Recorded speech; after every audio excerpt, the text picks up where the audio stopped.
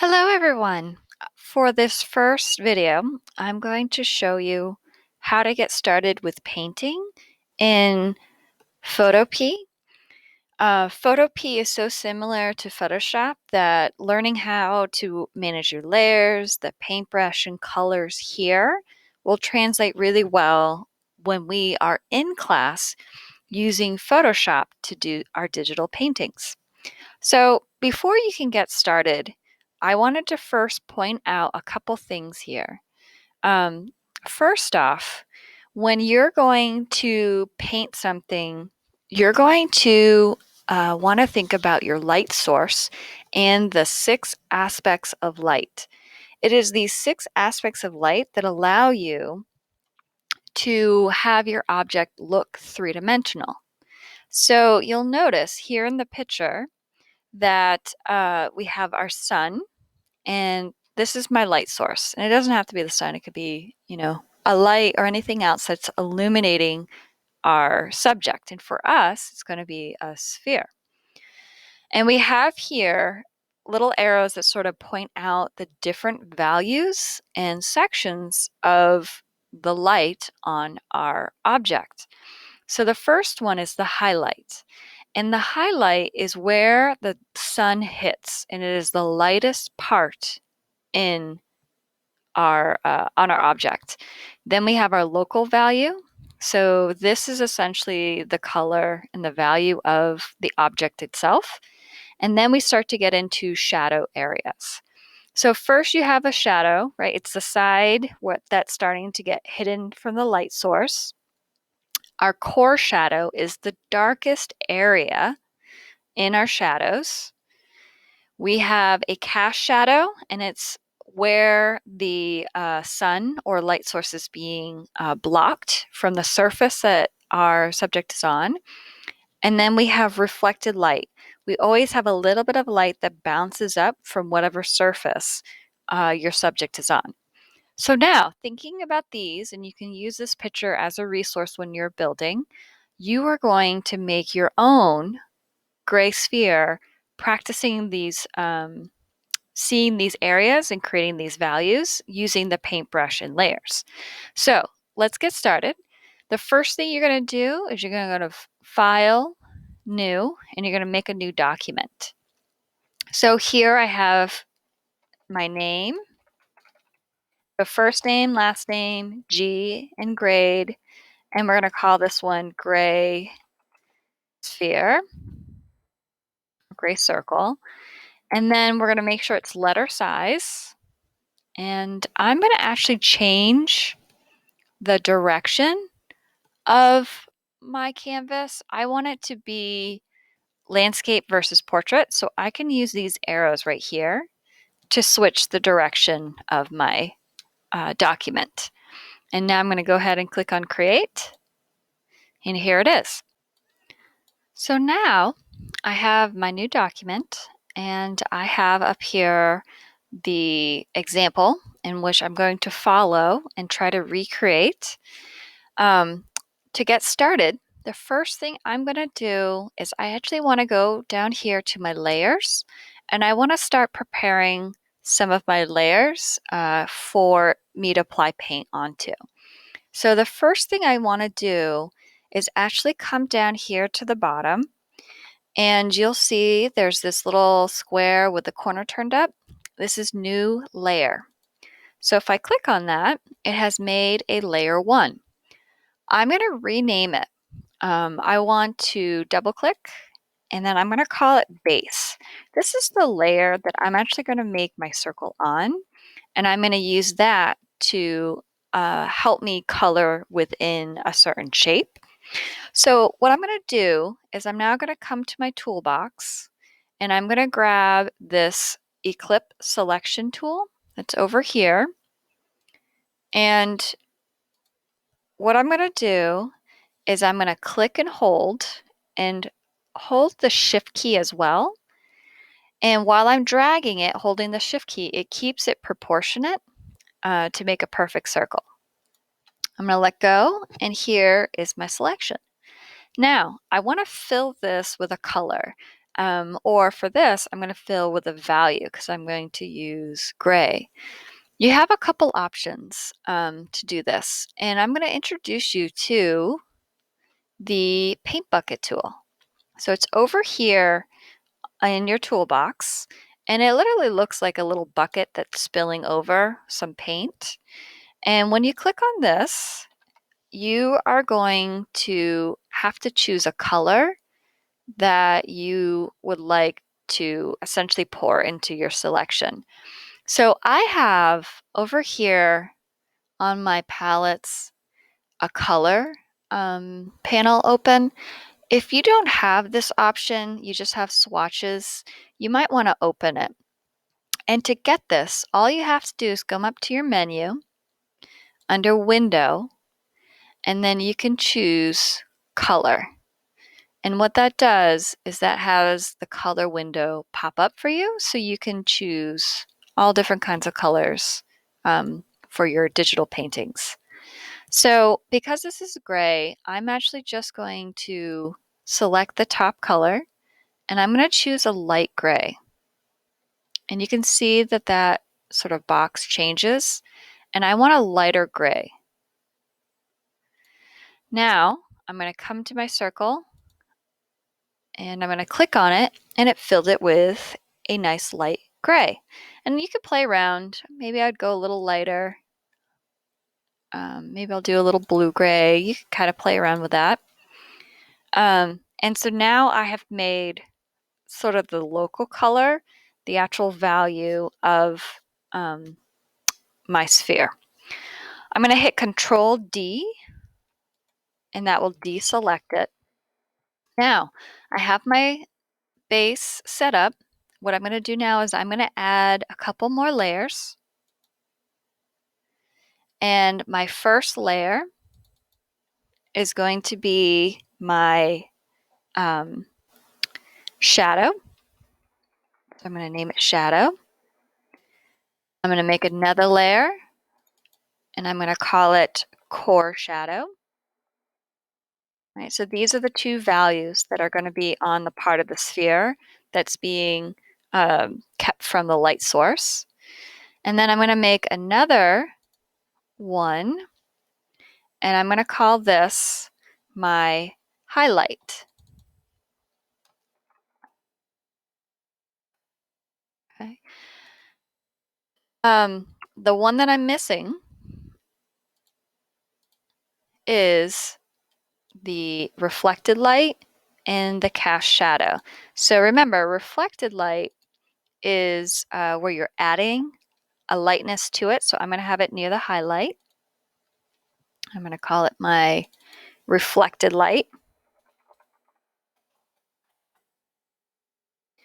And then the last one that I have is actually my cast shadow. And I want my cast shadow to sit underneath my object. So I'm going to make it under my base. So cast shadow. All right, so there's all of my layers for my different, essentially, values that I'm going to place and paint into this. So the nice thing about this program in Photoshop is I want to paint my shadow in, but I want to stay within my base shape. You can actually create something called a clipping mask. So if I right click with shadow, I can create clipping mask. And what's nice about it is it only allows me to paint inside this base shape. So as you can see, I can't paint outside that. And it allows it for me to move a little bit quicker and not be so worried about the edge. So I'm actually going to do that to the core shadow, the highlight, which is also on the base, and the reflected light. So reflected light, highlight, core shadow, shadow, all are clipping masks applied to them to that base layer. The cast shadow is not, because it's not within this shape. Now, we're ready. We got our layer situated. And we know that we've got all of our sort of values kind of placed out here. Now what we're going to do is we're going to start to paint. So I'm going to start with the shadow, and I'm going to grab the paintbrush tool. And when I right click with the paintbrush, it allows me to change the brush, the hardness, which is having to do with how crisp the edge is. A really hard brush looks like that, right? There's very clear, defined edge versus a brush with 0% hardness. As you can see, it has more of a spray paint look to it, and there's no clear, defined edge. So what's great about that is this allows me to blend really easily and not have a defined shape. So to do this, what you're going to do is you are going to right click, you're going to choose a soft brush. I want it to be a little bit larger because I want to cover a larger area. So I can use the sliders to change the size of my brush. I'll start there for now. Now, when I started painting with black, look what happens. It is really, really dark, and we don't want that. We want subtle.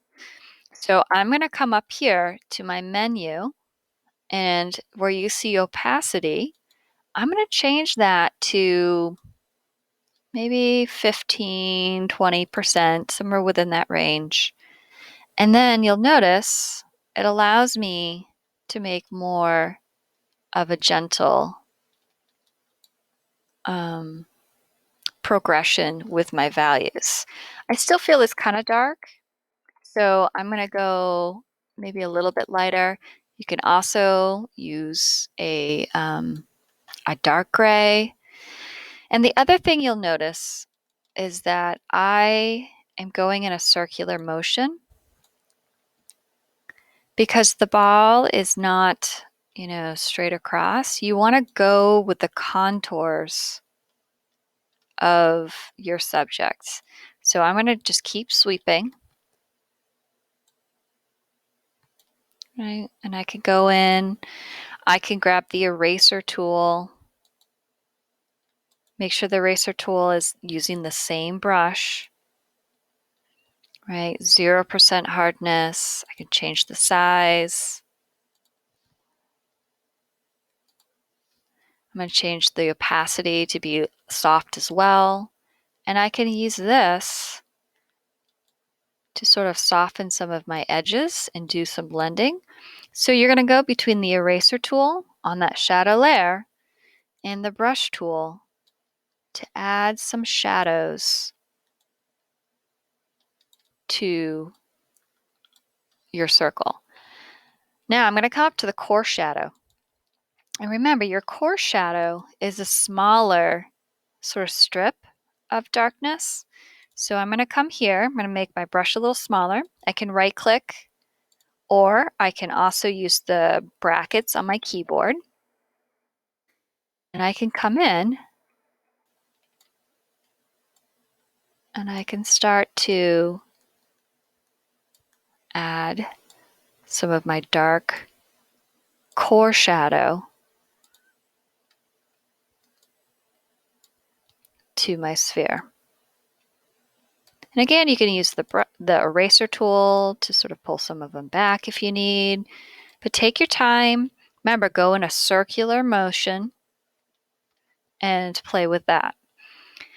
The highlight is right, that brightest point, the lightest point on your subject with your light source. And for this, I'm going to use white. And I can either come up to my color picker and choose white, or down here, it defaults to black and white, and I can just use that. So using the paintbrush with white on the highlight area, keeping my opacity at 9 still. I'm going to make my brush a little bit bigger. I can start circular motion.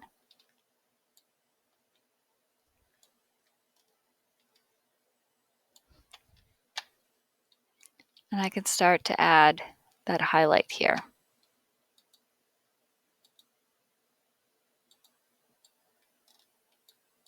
All right, and you can, again, use the eraser to go in.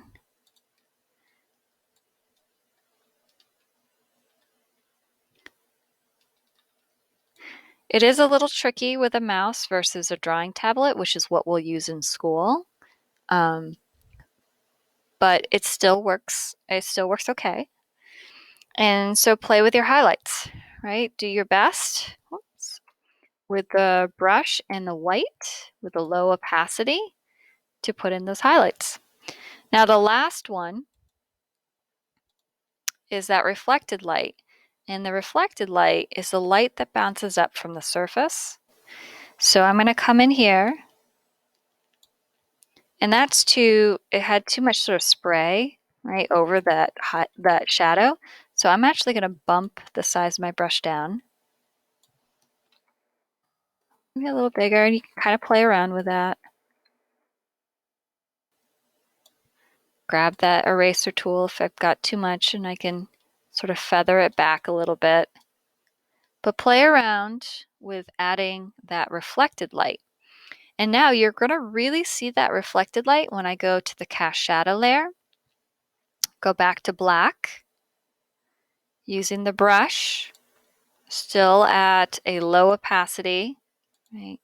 Maybe that 10, 18, larger brush.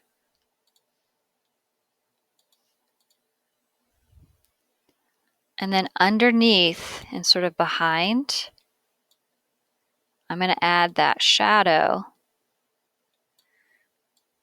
that has been casted on the surface. I'm doing a couple swipes to sort of build it up. And then that also really allows that reflected light to be seen.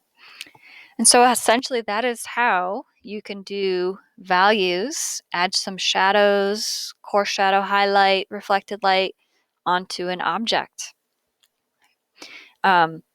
Take your time, try it a couple different times to see if you get comfortable, and really make sure that you're making a circular motion, because that's, the direction of the shape. It's a circle, and give it a try.